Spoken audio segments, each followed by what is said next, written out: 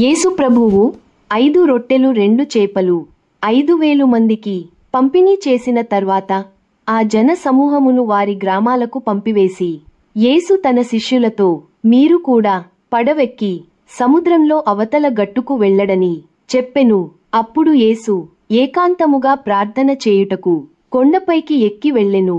శిష్యులు ఎక్కిన పడవ అద్దరికి చేరుటకు ఇంక కొంచెం దూరంలో ఉండగా గాలి తుఫాను రేగి పడవ అటు ఇటు కొట్టుకునుచు మునిగిపోచుండెను.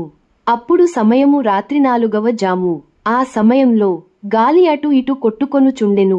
అప్పుడు యేసు సముద్రంలో నీటిపైన నడుచుచు శిష్యులు వద్దకు వచ్చెను. శిష్యులు యేసును చూసి భూతమని భయపడి కేకలు వేసిరి.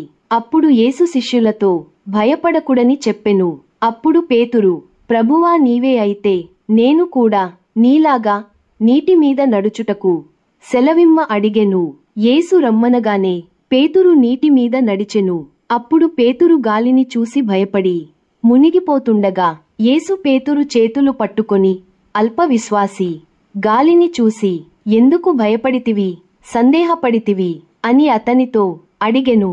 అప్పుడు గాలి తుఫాను ఆపబడెను. అప్పుడు పడవలో ఉన్న శిష్యులందరూ వచ్చి ఇతడు నిజముగా దేవుని కుమారుడే అని యేసుని మొక్కిరి.